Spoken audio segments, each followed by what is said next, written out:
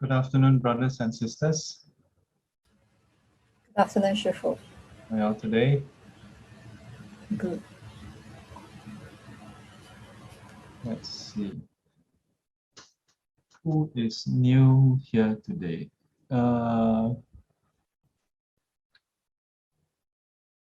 Two of you. Taek Kyung and I think Esther's mother. Is it? Or is Doralyn Go? Oh, it's the same. Oh, okay. How are you today?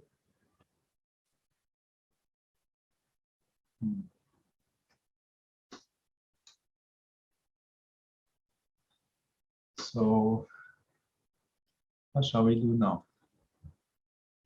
Today we have an interesting topic.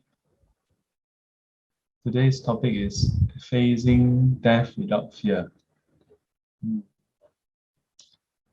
Death is the only certain thing in life, and yet it is something which we are least prepared for. How do we face death peacefully? They say there's a saying, there are two things in life that is certain, death and taxes. Yeah, so not just death.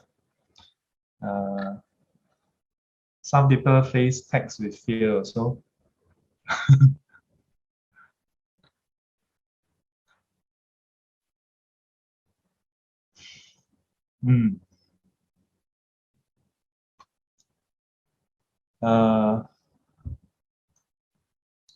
Just the other day, I was reflecting to a friend about how, sometimes you get emails from insurance companies, from I don't know, banks or whatever, and then they tell you, oh, you should start planning for your financial wealth. When do you want to retire? And nowadays quite popular to have such emails sent out, right? Yeah. And then when you have this kind of email, it's always in terms of decades. They'll tell you, okay, if you want to retire by 45 years old or 50 years old, enter the age, and then they will plot for you how many years you must save, and then when you can retire. Yeah. So once in a while there'll be this kind of email coming up. So I was reflecting to a friend the other day when I saw this email. I don't know how you all feel when you see these kind of emails. Yeah. Usually they'll tell you about some projection, right? You save $100 a month for 20 years. At the end of the 20 years, how much can you expect to have saved? And then how much closer you are to retirement? Yeah, do you all buy into it? Yeah, do you all get excited? That day when I saw the email, I don't know why, but I thought 20 years. 20 years from now, I'm 68.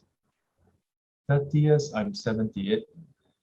Just a few more years before I reach my statistical lifespan. And I'm not even sure whether I will reach that or not. Yeah. So in our day-to-day life, much of our planning is planning how to live. How many more years we can live. Yeah, we make an assumption. Yeah, then we make plans. Of course, these 2 years, our plans become very simple. Yeah. In the past years, we plan, oh, where shall we go to travel? Should we go to Bhutan or should we go to Sri Lanka Or should we go to Nagoya? Yeah, or some other places? These 2 years very simple. Just plan to not die. These 2 years very simple. But today's topic, how to face death without fear. How many of you have fear for death?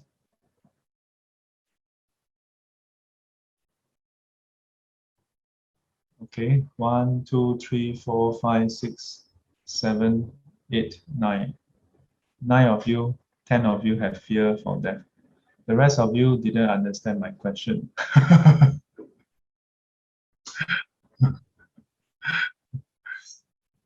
uh, if you have fear for death, that's quite understandable, huh? Yeah. Oh, Taek Kyung says she has fear for death. How come your name is Taek Kyung today, huh? It's quite understandable. 师傅，Taek Kyung is me, 修乱。I use 修 Yeah, I know 乱。 you're Sulon, but how come today your name is Taek Kyung? I use his handphone. Oh, you use your husband's handphone now. Yes, yes. Okay. How are you today, Sulon? I'm quite okay. Okay, huh? Yeah. Keeping you in prayers and dedication, okay? Okay, thank you,师傅。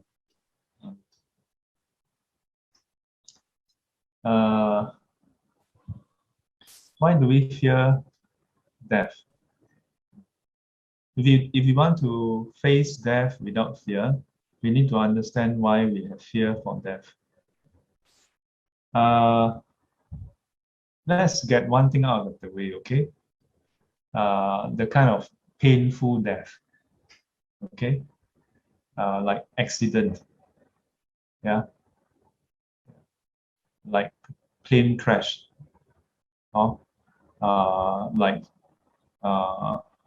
let's say war, die in a war, die in a car crash, plane crash, yeah. The kind of death where maybe it feels painful. Let's get that out of the way.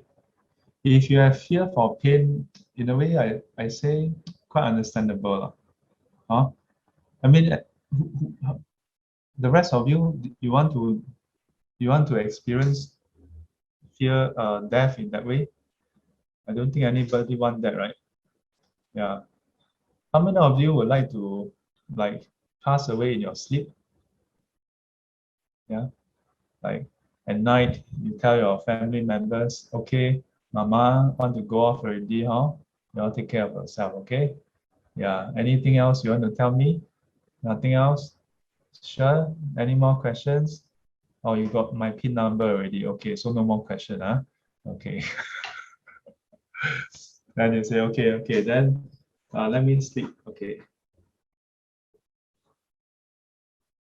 Half an hour later, oh yeah, still have Dharma talk.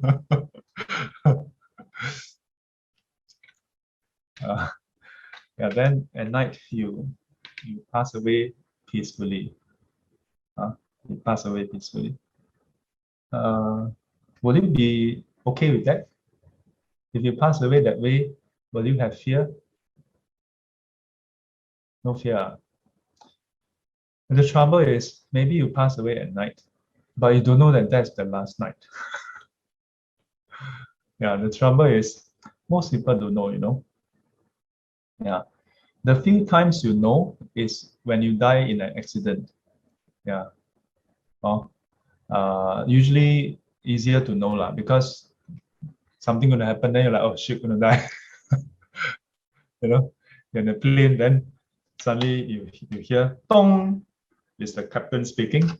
We are experiencing turbulence, and when you know the captain usually speak in a very calm voice, right? This is the captain speaking. we're experiencing a mild turbulence. Yeah, but the captain is like, we are expecting some wild ride for a while. Yeah, but don't worry, we're going to clear it soon. Meanwhile, you're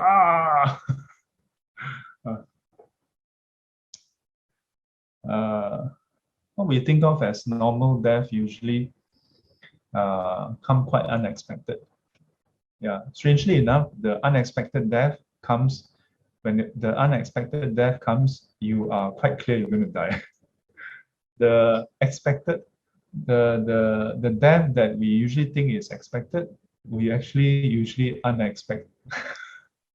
Huh? So strange, huh? Like if you have, if you get to know when you're going to die, would you be better off with it? Probably not, lah. Probably not, lah. So how? Give you a choice to know when you will die, you also don't feel good. Let you just die, surprise, die. You also don't want. You also don't. So how?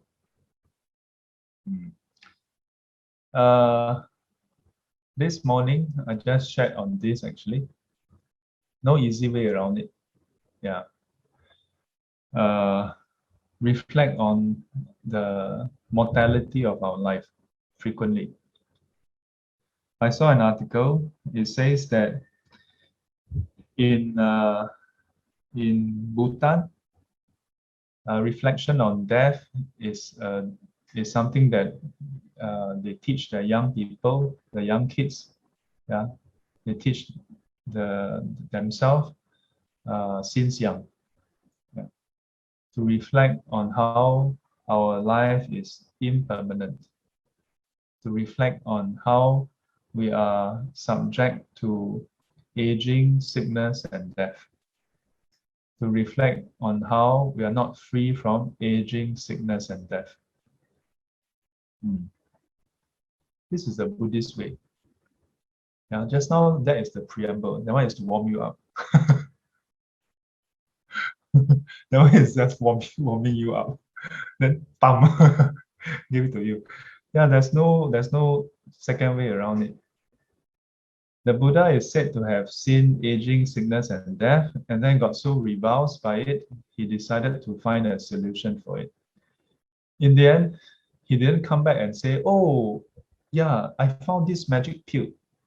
Yeah, where did this magic pill come from? Don't ask me. Then here's the magic pill. You eat this magic pill, you won't die again. Yeah. But instead, he says, but whoever is born cannot escape from aging, sickness, and death. Until you free yourself from the craving and clinging onto birth, onto living itself, onto existence itself, until that day, you're not free from aging, sickness, and death. And that's the simple solution. Yeah, the simple solution is frequent reflection on that. If we look at other suttas, the Buddha also say that those who spend their life indulging in sensual pleasure, not doing anything good with their life, not doing anything wholesome with their life, and as they grow old, they start to have fear. Yeah, because then they are going to lose touch with the sensual pleasure. Yeah, and they fear growing old, because when they grow old, they will not get to enjoy the 5 chords of sensual pleasure. And as death approaches, they also have fear because they cannot enjoy the 5 chords of sensual pleasure. Or at least they don't know what will happen. So instead, the Buddha said, if a person were to live their life meaningfully, yeah, do good, practice wholesomeness, yeah, not indulge in the five courts of sensual pleasure. He has no fear for aging, sickness, and death. He can be free of that fear. Further, in other suttas, the Buddha says, if a disciple of the Buddha were to practice the recollection, the sixth recollection, then in this way, even when their life is threatened, that they may face death, they will be able to be at ease, at peace. They will not have fear. What are the six recollection? Recollection of the Buddha's qualities, recollection of the Dhamma's quality, recollection of the Sangha's qualities. Okay? You all just did that just now, you know? When you all recited Iti piso Bhagava Araham Samma Sambuddho Vijacharana Sampanno Sugato Lokavido Anuttaro Purisa Dhammasarati Satta Deva Manusanam Buddho Bhagavati. This is actually not just a nice chanting. Yeah, it's actually the Buddha's various qualities. Yeah, in the Theravadan tradition, they list out 9 qualities. A few weeks ago, we just went through the second half. Yeah. So the Buddha said, if a disciple of the Buddha were to recollect the Buddha's these qualities, these merits, then his mind would be put at ease. Yeah. Why would his mind be put at ease? It's because if he has been following the Buddha's advice and then he recollect on the Buddha's qualities, he has faith that he has been following the right person. He's been following the right person in the right direction. Then we go on to the next one, Dhammanusati. Yeah. All the various qualities of the Dhamma, how it is timeless, how it is apparent, how it is for us to investigate, for us to experience, for the wise to experience. And to the extent that you have learned and practiced the Dhamma, then to the extent you are assured that the Dhamma is indeed true, it is timeless, and to the extent that you have verified, then you know that, yes, you are headed in the right direction.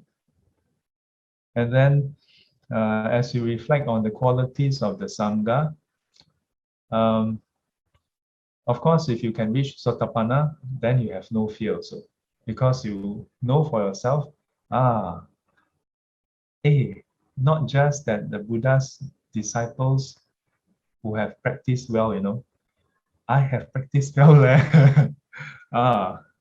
You know that you yourself, maybe you're not an Arahant yet, but you reflect on yourself, how much of the qualities of the noble disciples, the enlightened disciples, are you able to say that you have? Or at least emulate. Maybe you cannot fully encompass all the qualities, and maybe not totally, but maybe a few times a year, you encompass those qualities. Not bad also. So a few times a year or a few times a month, you observe the 8 precepts. Then you are emulating the qualities of the enlightened ones.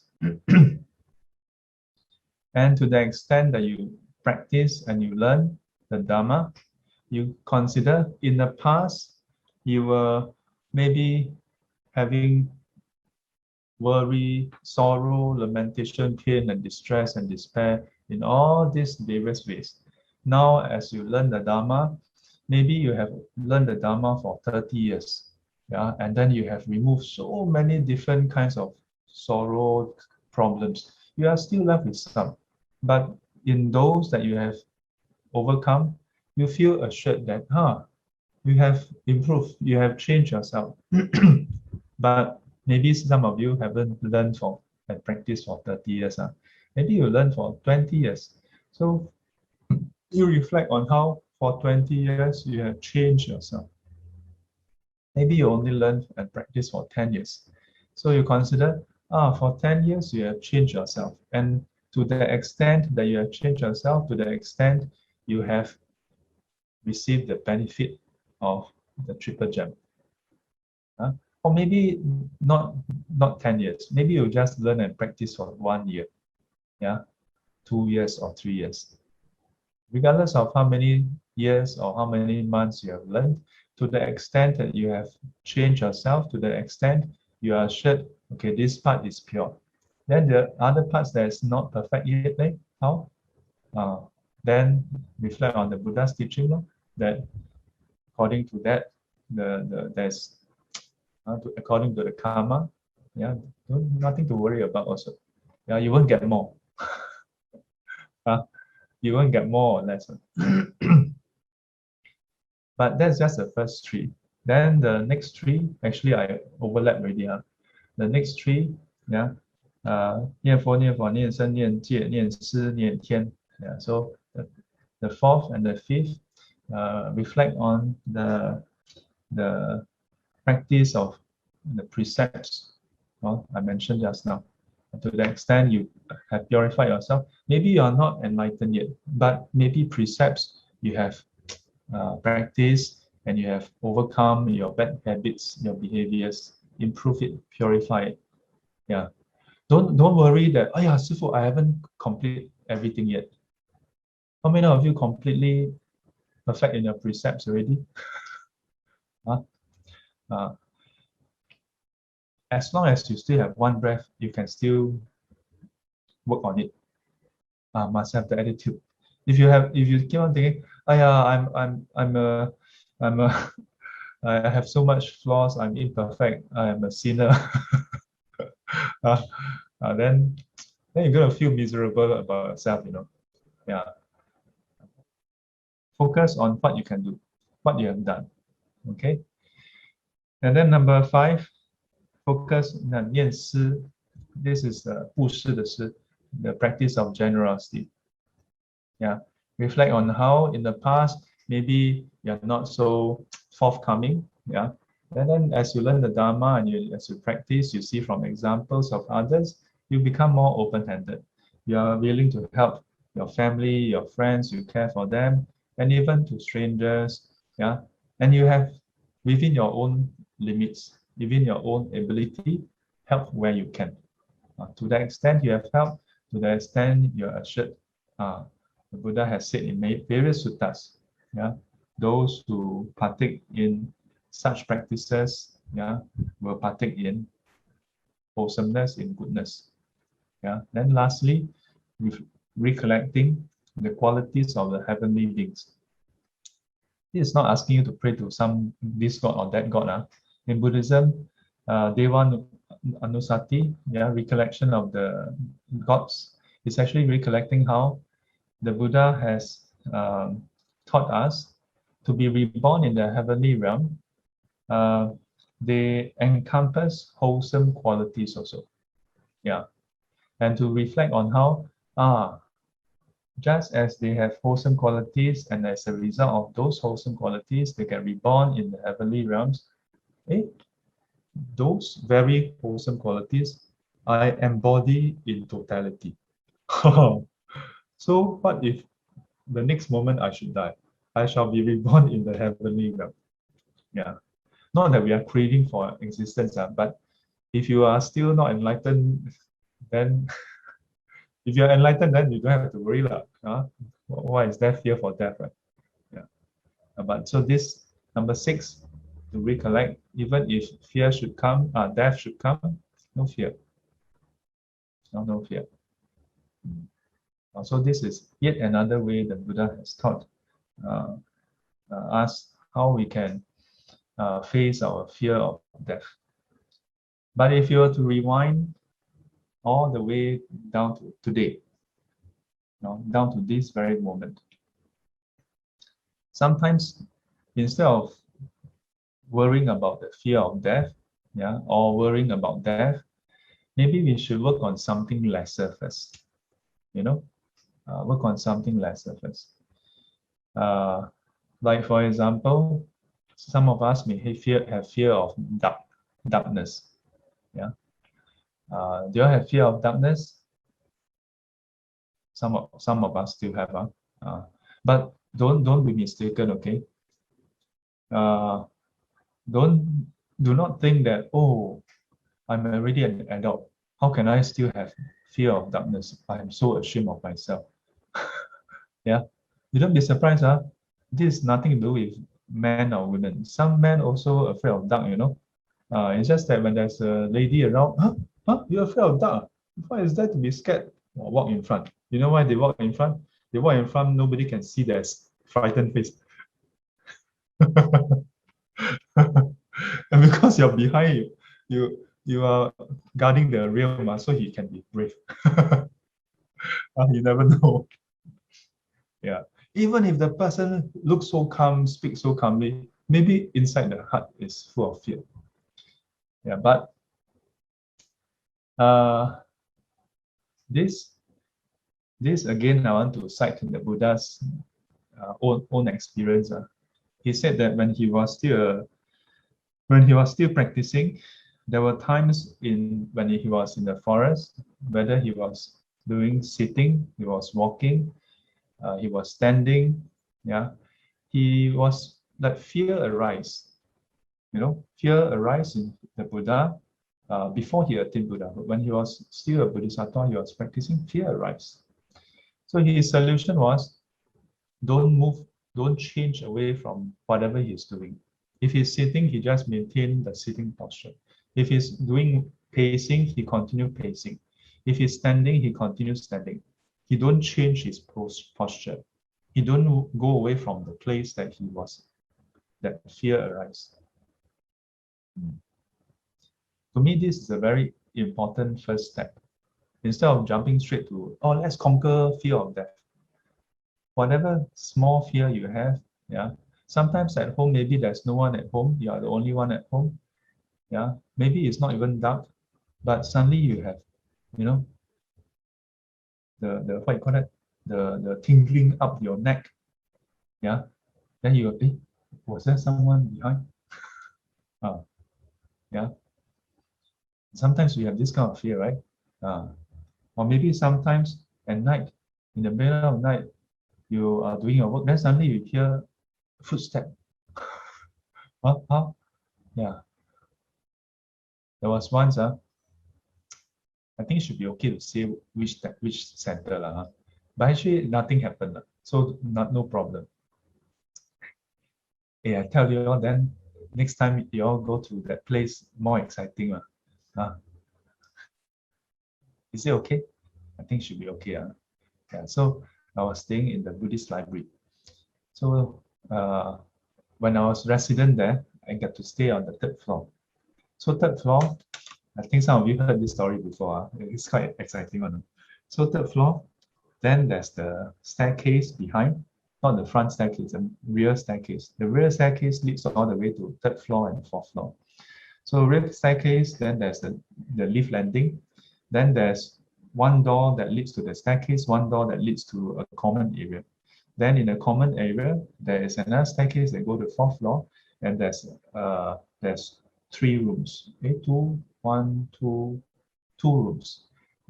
One room for the volunteers to keep all their barang-barang, where they do all the sewing, whatever, for the cushion, Then there's the pantry, and then there's a toilet. So one night, I was in my room, and then I retired for the night already. So I was like sleeping, and then I heard the door outside. Yeah, the door that is separating the common area and the lift. So I was like, is it raining? So I just don't care. I just sleep.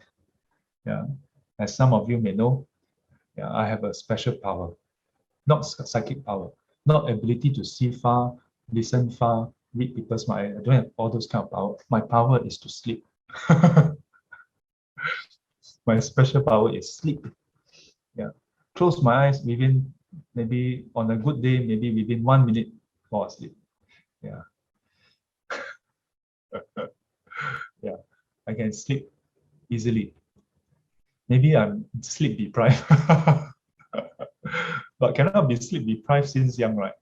Yeah, even because when I was young, my parents are very strict. We have to sleep very early. But I lie down, boom, sleep. So that night, tried to sleep. I was not having difficulty sleeping, but it was just you know. So I decided, okay, what is going on?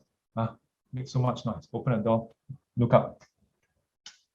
No one outside. Then I close the door. Then after a while, so open the door, go out. Then turn on the lights. Then observe again. Then I noticed, yeah, the door was rattling. Then I thought, I would open the door to check whether there's anything or anyone outside the door. So I was honestly expecting to see somebody or something. Yeah, my mind was like, come on, if you need to talk to someone, let's just sit down, then we talk. Yeah, you need counseling, I can counsel. You want me to do some dedication for you, whatever. Don't make noise and then I cannot sleep. Yeah, I'm okay to talk to. You don't have to make noise. So I open the door, there's no one. So I thought, okay, never mind. Maybe you need some encouragement. So I decided I close the door and then close it shut. Yeah, then I make this thought. Okay, if it's some of those spirits, then open the door. Don't make noise. I close it shut. I never lock the door. You open the door, come in, we sit down and talk. Then, but nothing.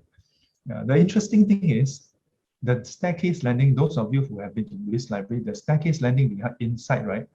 The windows, there's some small windows. The windows are usually not open. So I don't know how the door is rattling. But don't care lah. Since you don't want to open or cannot open, then I just go back to sleep. Yeah. So far, I don't know. This is my approach. My approach usually only I can use. Other people cannot use. But the important thing is, if you have fear in your daily life, you must learn to face it first. See what happens if you face it. Ask yourself, what do you fear? Usually there's something that you fear, and then there's the outcome of facing it that you fear. So there are two fears actually. You know what I mean? It's just like death.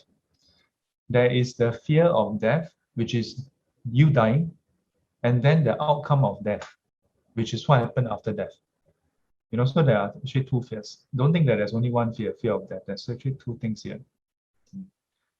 We cannot, how do you call that? By the time you are dead, it's a bit too late. Yeah, so to me, try to learn to face your daily fears first. Starting with when you meditate. When you meditate, sometimes we feel like moving.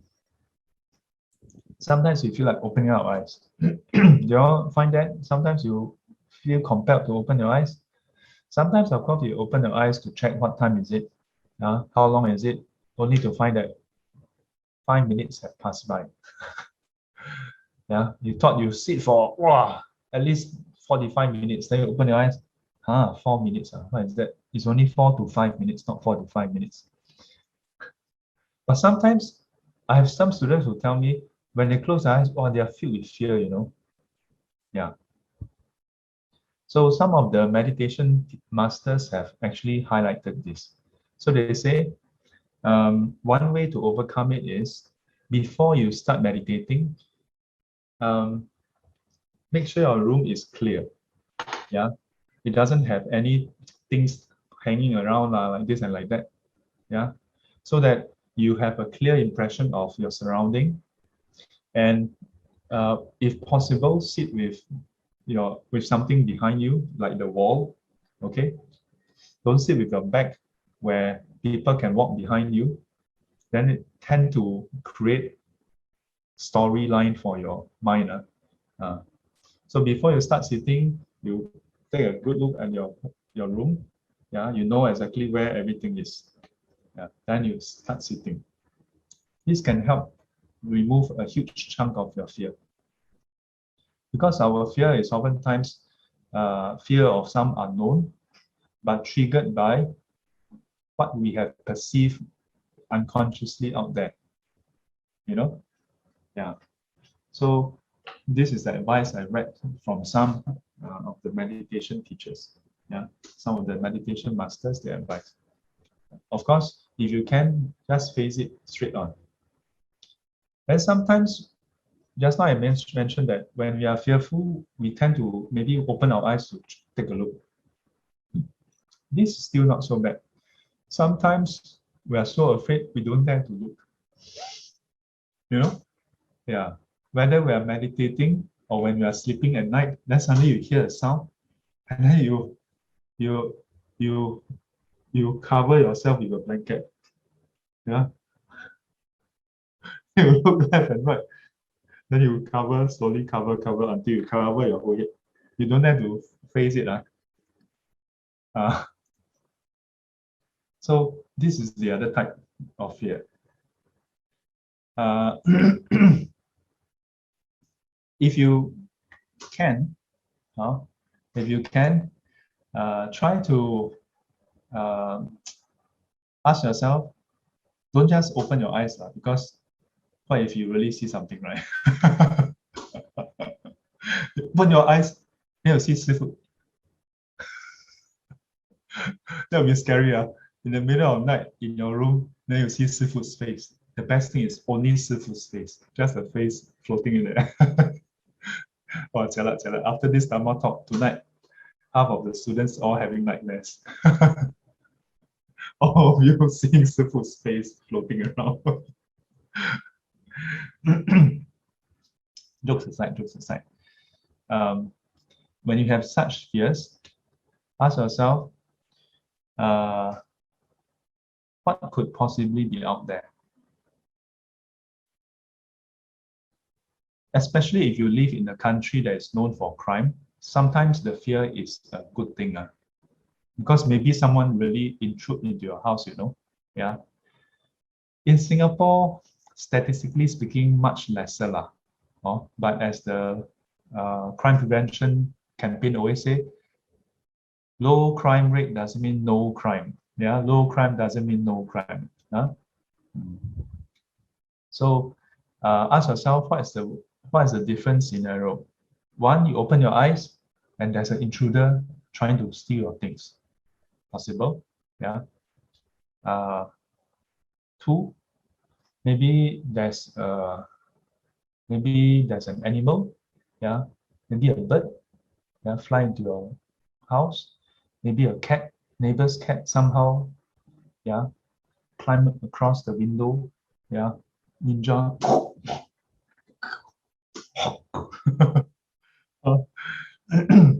And then you wonder, but I have my aircon turned on. I close all the window.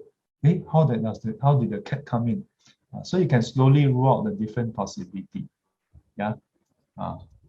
Then maybe you see, oh, actually it's just a lizard.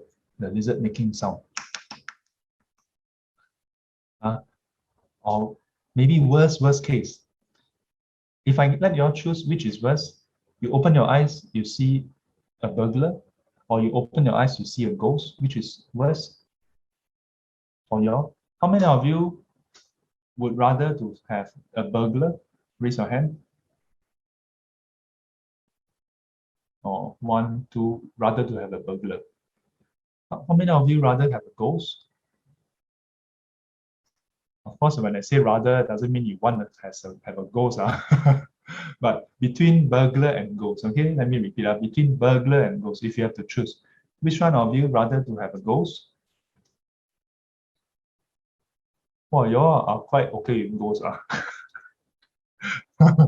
In the 80s, I think in the 80s, there was this Hong Kong actor. I can't remember his name, but he always played the role of the happy ghost, 开心鬼, you know. And then I remember there was an interview. They interviewed him and asked him something. I think it was him lah. Asked him like, you portray ghosts in so many movies, you know. Aren't you afraid of ghosts like coming to haunt you? You know what he said? He said, "Oh, I'm not afraid of ghosts. I'm more afraid of humans."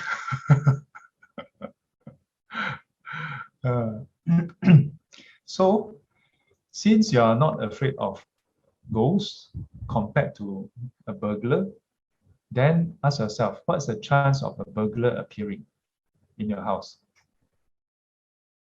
What's the chance of a burglar appearing in the house? Is it high chance? Huh? Don't keep gold bar in your house. Huh? Print out in the A4 paper, paste outside your door. I don't have gold bar in my house. Then the burglars will stay away. No, don't waste time. Yeah.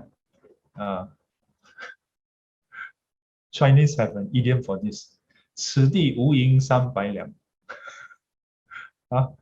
Albert and Everett, have you ever heard of this idiom? Can't remember the full story, but there was this guy who has some gold. No, silver. In ancient China, gold is not the most sought after item. At some period of time in China, silver is actually more commonly used as currency. Yeah. So there was this guy with 300 taels of tail. One, I don't know how big is one, how heavy is one tail, but it's a unit of weight or of mass. So he has 300 tael of silver. So he thought, okay, he should put it somewhere. Then he changed from places to places until he decided, the safest way is he buried in the ground and then put a signboard there. 此地无银300两. That in this place, in this spot, there's no 300 tael of silver. In this way, then nobody will know. Of course, the next day when he wake up, all the silver gone. China history is so long. Any kind of scenario you can think of, they have a story for it. Yeah, it's so funny. But last thing I want to touch on today's topic, okay, also about ghosts. And it's also, I think, I don't know why recently I keep quoting Ajahn Chah, but I think it's Ajahn Chah. So there was this disciple who, either Ajahn Chah or Ajahn Man, but the disciple, Otun raised a hand. Okay.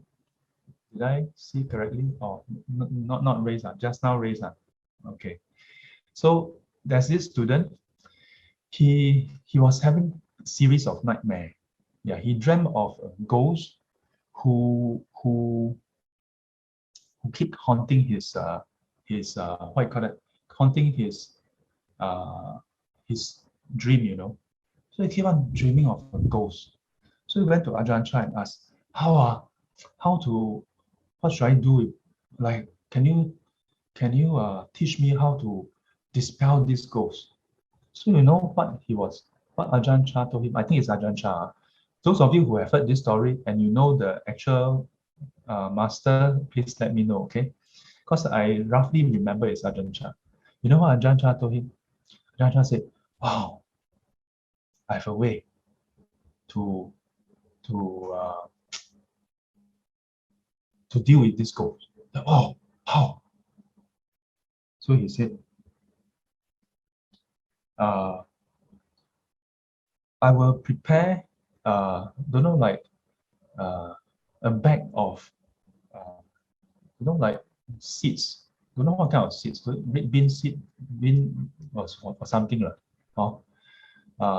And do not ask him to hold on to it, but don't let him count. Yeah. Then he say, ghosts are able to know how many of the beans are there in your hand. So when you dream of the ghost come and visit you tonight, you show the hand, but don't open up, and ask the ghost, how many beans are there inside? Yeah, just do this. So say, oh, like that, then what happened? Just do it. Yeah. If it's really a ghost, the ghost will be able to tell you. So that night he prepared, and then he went to sleep, holding on to the beans. And that night he really dreamed of the ghost. The ghost really come again. So you know what happened? He said, come, you're a ghost. You tell me how many seeds there are. The moment he asked him, then the ghost disappeared. Okay, so strange. Oh.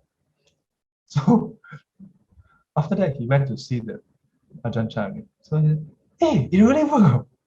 How come? How come the ghost disappeared? So Ajahn Chah said, yeah, because the ghost doesn't know. How come the ghost doesn't know? Because you don't know, ma. Because you don't know how many are inside your hand. What? The ghost is inside his mind.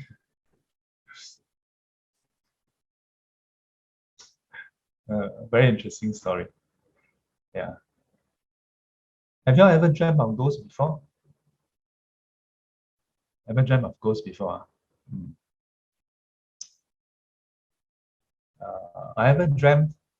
I ever dreamt. I ever had a very interesting dream. I dreamt that I was like there was this, like, don't know, spirit or ghost or monster or something, no? And then I think it was trying to attack somebody. So I tried to distract it. Then in the end it come after me. Yeah. Then I don't know why, no. I think that day, maybe that period of time I was a bit, I don't know, hardworking. You know what I did? So it was going to attack me, and I think I was with my sister. Then the ghost attack, or the spirit attack, and then basically I know I'm going to die already. Yeah, you know what happened? Suddenly I decided, it's okay. Let me observe my breath. Yeah, in my dream, I don't know why. Yeah. Then the moment I observe my breath, then the spirit suddenly take a step back. I can't remember whether it actually pay respect or something, no? Then it just went off. Yeah, very interesting. I heard from another person today, not here. That person also had a similar dream. Yeah, some spirits or whatever come and want to attack her. Then she, you know what she told that person? That the spirit tried to be intimate with her, you know. Then she said, hey, don't touch me. I'm observing the 8 precept. No? The spirit take a step back and then bow to her and then go off. So how serious are you with your practice?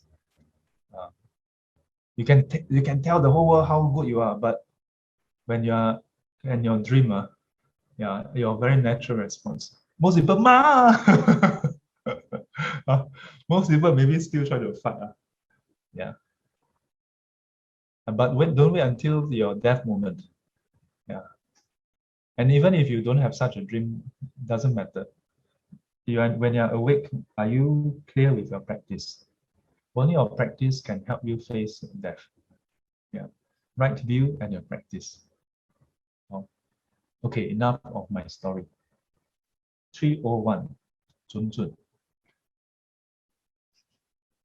Okay, any questions?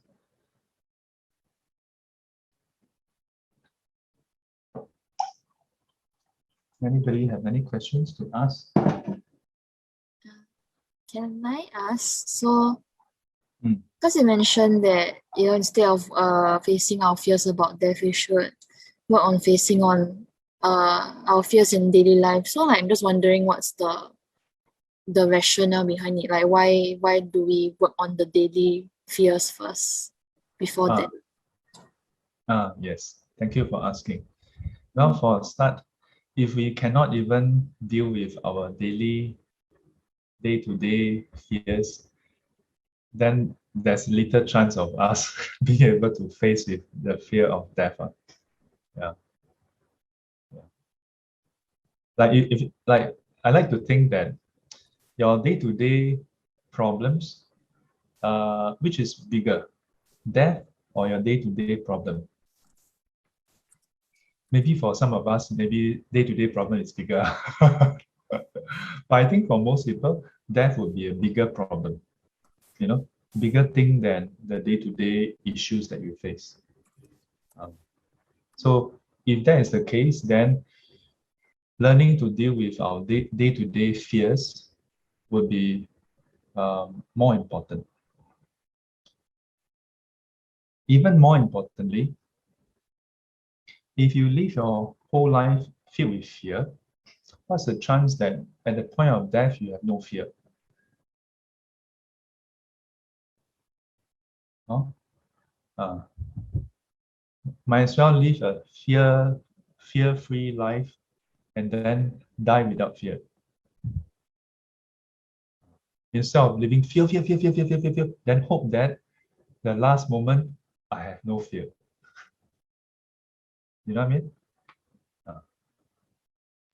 So it's like training kind of thing lah, in a sense. Because like you're already not scared of like the small things. So like slowly then you will become more okay with the bigger things now. Yes. Okay, thank you, Shifu. Any thoughts or questions to share? Oh, just now I asked whether Tun raised the hand. Actually, it's my cursor. and I usually make my cursor quite big. So when I saw the cursor, I was like, hey, she raised her hand. Oh, actually, it's not that she raised her hand, it's my cursor. So I move my cursor. Hey, how come I also raised my hand?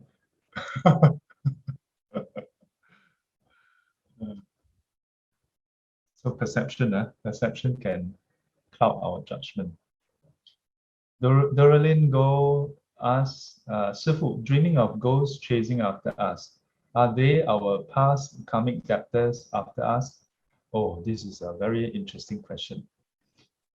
I have two answers for you. One is, I don't know. Yeah. I haven't reached the state where I can read people's dream. Yeah, so I really don't know.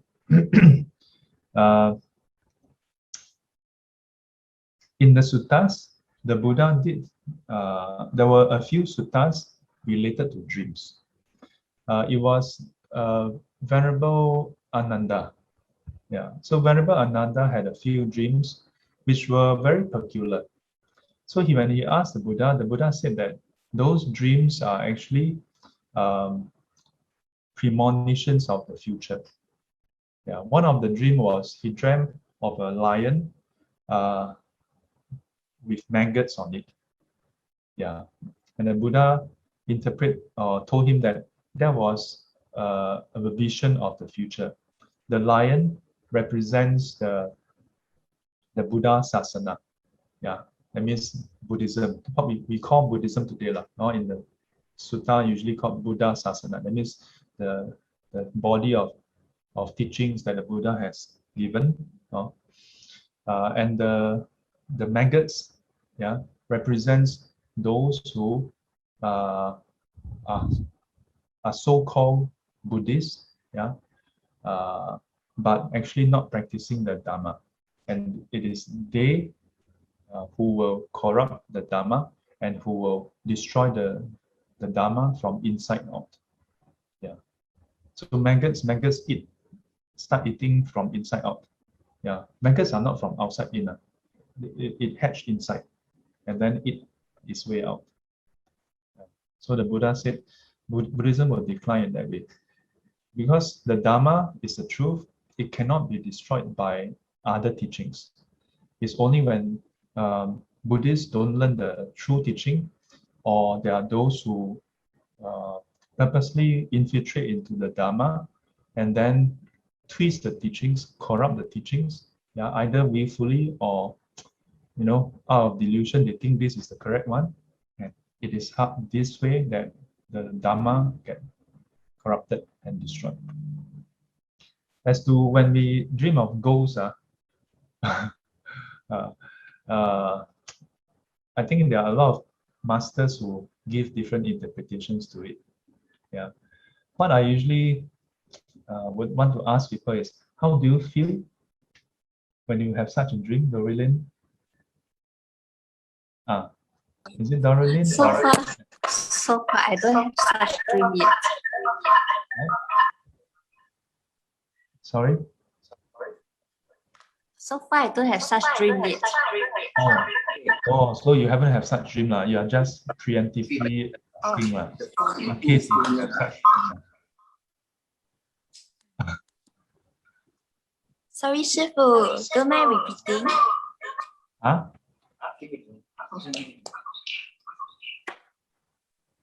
I was saying I don't have such dream yet.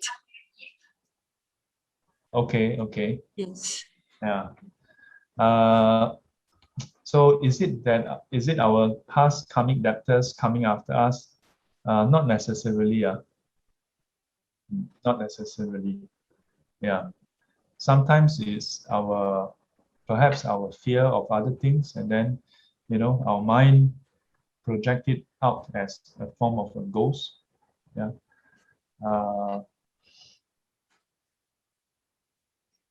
Yeah. But let's say if it's our karmic debtor coming after us, and then in our dream appear to be coming after us, then what should we do? So then it should remind us, let me practice the Dharma properly, and then I do dedication to you. Yeah. So then this kind of dream become an auspicious dream. Yeah. If you dream of ghosts chasing after you, and then you are just filled with fear, and because of fear, then you go and ask this medium, ask that. I say medium doesn't mean Taoist medium, can be Amor one, go and ask tarot card, Then when you approach in this way, easy for you to go all over the place. Easy for us to become taken advantage of. Because when you have a lot of fear, then you are ready to try anything, then easy for somebody to just tell you, wow, yesterday I had a dream also. I knew today you are going to come. Then you, wow, how do you know? Don't ask me, this one secret. Then anything is very easy to get conned. Very easy to get conned. Yeah. Rather, I would say, if you dream of scary dreams, then you ask yourself, maybe your practices have not been very up to date. Yeah. Keep up your practice. Yeah. And then observe your 5 precepts well, and then do dedication. Then the dream becomes auspicious. Then you don't have to worry. Okay. Thank you, Shifu.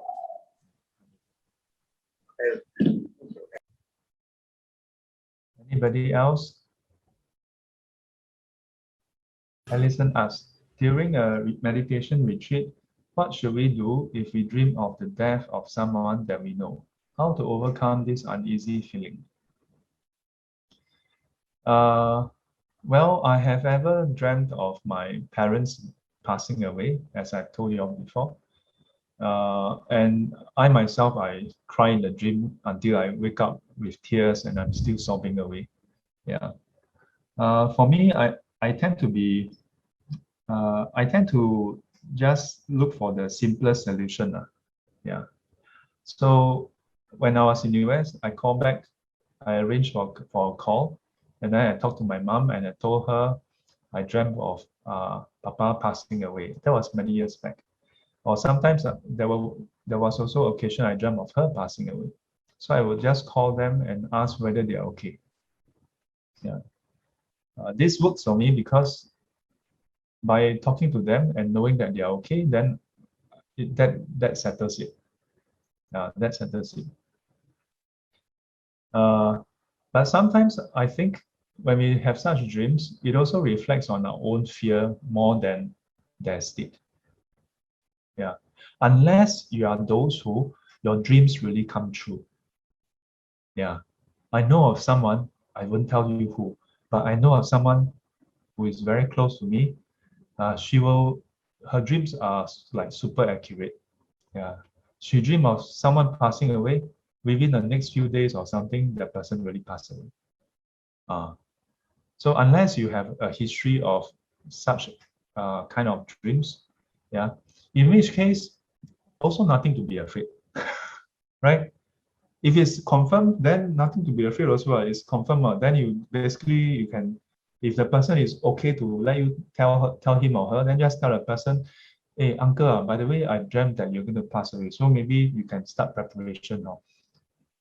But of course, not everybody is okay with that, right? What about if it's our parents? Yeah. To me, the tricky part is when it's someone very dear to us. Yeah. What if it's our parents? What if it's your boyfriend? What if you dream Sifu pass away? In case if you have this magical power, then give me a call. Or send me a text. Let me know, Sifu. So far, 99% of those whom I dreamt of pass away. Last night I dreamt you pass away. Usually within 3 days. Or then, okay, no problem. I go and do preparation. Yeah.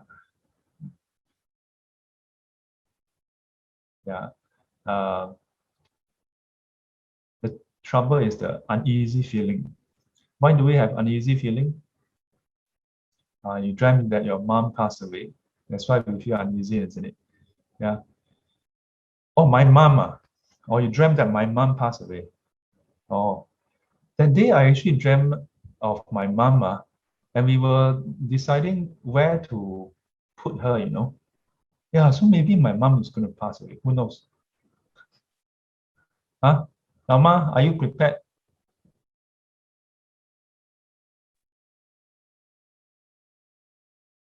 Ready or not? Are you ready? She said she nodded her head. Ready. Yeah. I think for her shouldn't be a problem. Yeah. Maybe her trouble is don't know which of the Pure Land to go. Because she chants so many different sutras.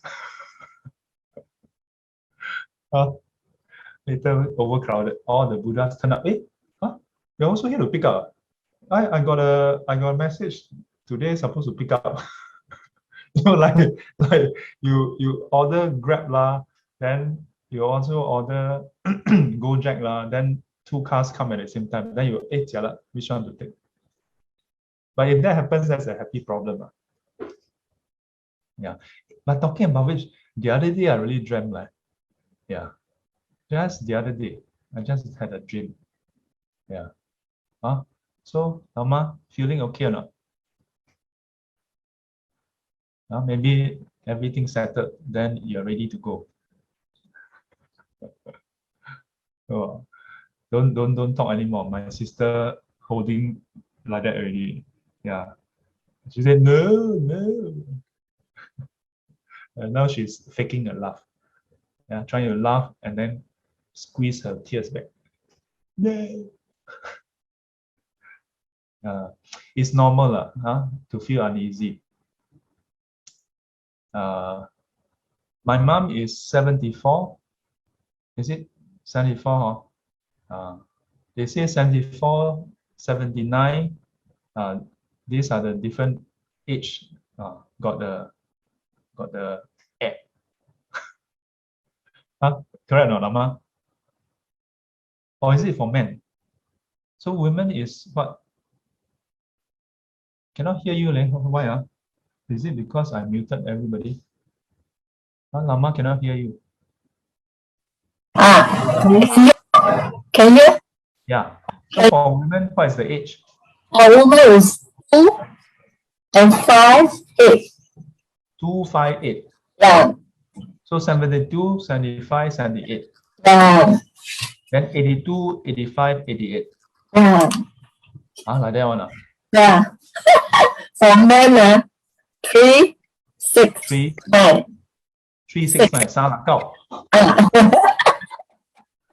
Oh, women is 258. Men is 369. Also, this year I don't have to worry lah because 48 ma.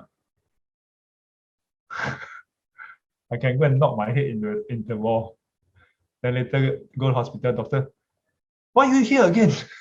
You think you are very free? No, I just want to test out the hypothesis.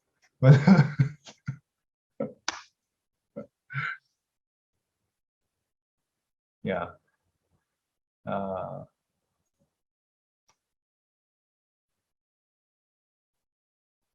So I think this topic has this other part.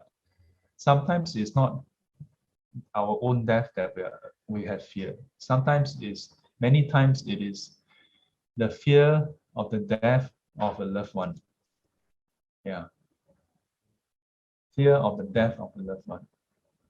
Yeah.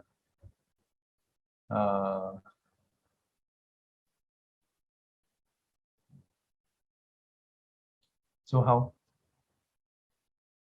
Have to reflect every day. Yeah.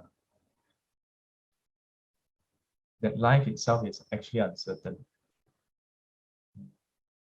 Death is also uncertain. Death will definitely happen, but it's uncertain because you don't know when it will happen. Yeah. Ma, you know when you're gonna go? No. Huh? You know? I will know. You will know. Yes. Wow, that's you got cancer, is it? How come you know? 你阿嬷要走哈，好，我都会在2个礼拜前就会 dream 到，然后我的爸哈一接后要走，我也会在 dream 里面看到。哎呦，有，好像你以前有什么事发生哈，我就会 dream 到，你忘记了？你跟女儿，对。Anyway, you all listen lah.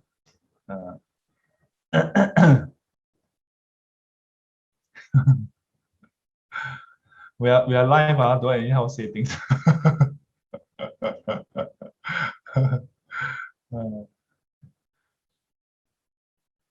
Yeah, but you all wish to know or not? I tell you, human beings are full of paradox. On one hand, we feel like, yeah, how I wish I know when. But really let you know, you also, what can you do? The moment you can know, it means it's fixed. If it's fixed, you cannot do anything. If you don't know, then you also cannot do anything. Either way, you cannot do anything. That's the nature of our life. Anatta, no self, not within our control. That is the reality that the Buddha has realized, has seen. Until we realize this, we will have some fear. The question is how to face it. Either you overcome it by attaining enlightenment, then no more fear, completely zero fear, or you deal with the fear. Yeah. How to deal with the fear? Make sure that after dying, your future is assured. This is another way. This is, in a way, mitigating the fear. Yeah. By removing the reasons for your fear, then you have no more fear. In our case of our family members, it takes a very deep reflection on ourselves. It boils down to our attachment to them. Like, for example, some students ask me, Sifu, do you know, or Are we able to know where my father has gone to, where my mother has gone to? Question is, if I tell you, will you be okay? Number one, will you believe? And if you believe, then will you be okay? You'll still not be okay, isn't it? Right? Maybe less not okay, but still not okay. Why? Because number one, our confidence is not quite there. So having confidence in the teachings of karma is important. Yeah. That wherever your loved one is reborn in, it is in accordance to the merits of your loved ones. Won't get shortchanged. And my teacher always highlight this. 我们造的恶，造的善，不会少我们的。Yeah. The merits and demerits we have done, you won't be shortchanged. Have confidence in that. And that's why if you look at all the teachings, the focus is on making sure that you do what you need to do. Do the wholesome deeds, yeah, do the practices. Yeah, then your future is assured. Then you don't have to worry about the future. Last thing I want to touch on, fear of our loved ones passing. Again, I prefer to take a more proactive step. Don't wait until your father or mother pass away. Then you cry. Then you celebrate ulam banak. Then you fold paper money. When they are alive, give them real money, unless they are having gambling addiction. Okay, if they don't have gambling addiction, or they are not having dementia, yeah, or they are having dementia. If they have gambling addiction or they have dementia, maybe not so safe to give them money. Yeah. Otherwise, when they are alive, give them what they need. But important thing, don't just take money and throw at them. Don't just give them credit card and say, nah, give you a sub card. And then after that, your mother asks you, hey, my shoe a bit worn out. Are you free this weekend? I already give you some card, right? You just go Shopee, buy yourself lah. You just order yourself. No. Take the time. Of course, nowadays cannot really go shopping also.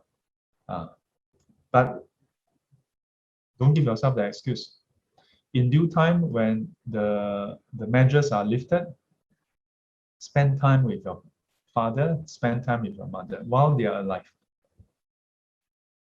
Don't think that, oh, it must be bringing them to some super fancy restaurant, must eat like that one, must go upside down. No. It's some special, super special. No need. When your mother go to the market, accompany her to the market. Yeah. You can count the number of days, number of times you can spend with your mother, to go to the market.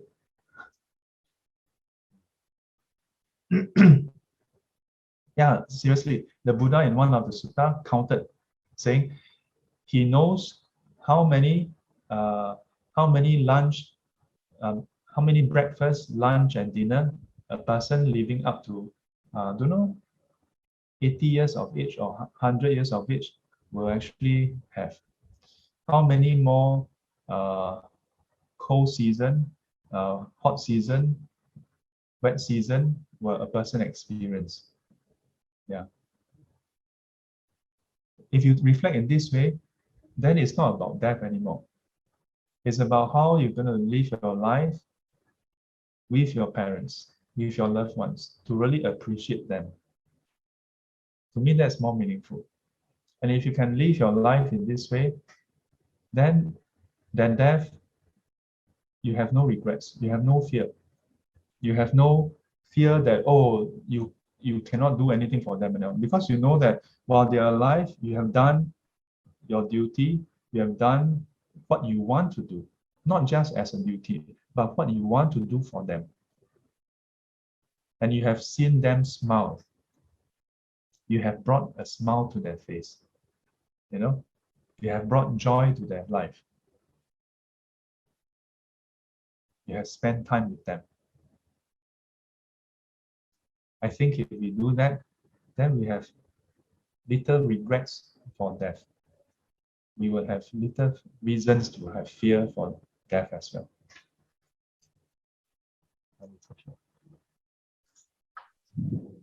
愿消三障诸烦恼，愿消三障诸烦恼，愿得智慧真明了，愿得智慧真明了，不愿罪障悉消除，不愿罪障悉消除，世世常行菩萨道。世世常行菩萨道。阿弥陀佛，阿弥陀佛。起立。